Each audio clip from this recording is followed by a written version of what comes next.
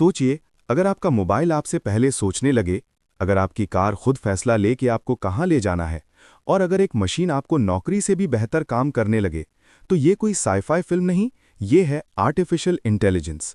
एक ऐसी तकनीकी जो चुपचाप हमारी जिंदगी को कंट्रोल करने में लगी है। लेकिन सवाल ये है कि एआई हमारे लिए वरदान है या आने वाला सबसे बड़ा खतरा।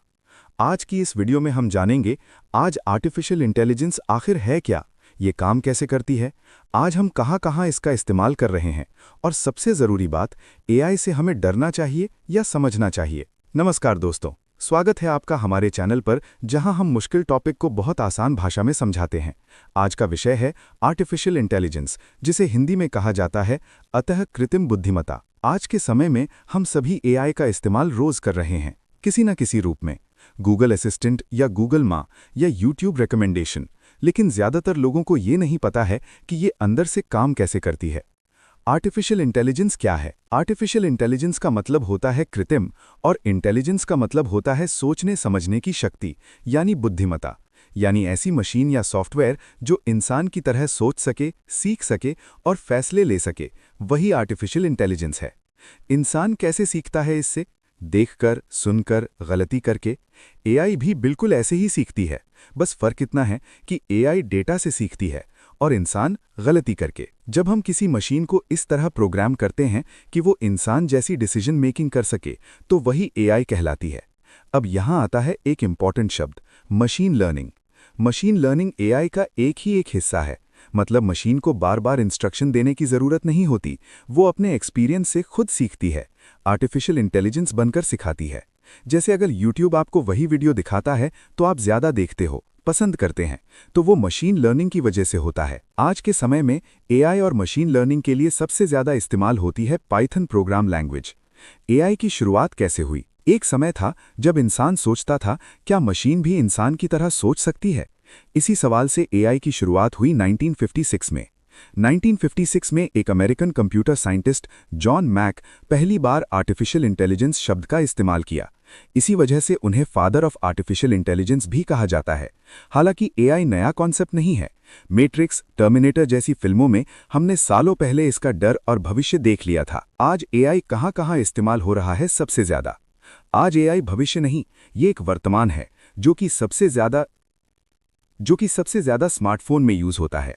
स्मार्टफोन्स, सिरी जैसे वॉइस गूगल असिस्टेंट्स इस्तेमाल करते समय वॉइस कमेंडेड, समझना, रिमाइंडर, अलार्म सब एआई है। Google Maps, traffic prediction, best route suggestion, ये सब एआई डिसाइड करती है। Amazon, e-commerce, product recommendation, Galaxy जैसे smart device, driving car, Tesla जैसी car, accidents prediction, automatic braking, manufacturing and factor. जहां लोग किसी काम को करने के लिए 100 लोग लगते थे, आज वही काम मशीन खुद रही है, सबसे तेज, सस्ता और बिना थके किसी रुकावट के। गेमिंग, चेस, लीडो, बीजीएमआई जैसे गेम, कंप्यूटर ओपोनेंट भी एआई होता है। एआई का इस्तेमाल health care, finance, weather forecasting, agriculture, education, हर जगह इसका रफ्तार तेजी से बढ़ता जा रहा है। आर्टिफिशियल इंटेलिजेंस के फायदे इतने हैं कि आप सोच भी नहीं सकते हैं। ह्यूमन एरर को कम कर ह्यूमन एरर कम होते हैं। ये फास्ट डिसीजन लेता है। किसी काम को करने के लिए किसी इंसान को 5 से 7 दिन लग जाता था, वही डिसीजन एआई अब कुछ ही सेकंड में डिटेक्ट करता है। किसी काम को मेकिंग बहुत फास्ट कर देता है, 24/7 करता है, फिर भी नहीं, उसको न थकान न छुट्टी की जरूरत पड़ती है। मेडिकल, डिफेंस और डिजास्टर मैनेजमेंट में बड़ा बदलाव, प्रोडक्टिविटी और एक्यूरेसी बढ़ती है। आर्टिफिशियल इंटेलिजेंस के नुकसान भी आपको बहुत देखने को मिल सकता है, लेकिन हर ताकत के साथ खतरा भी आता है।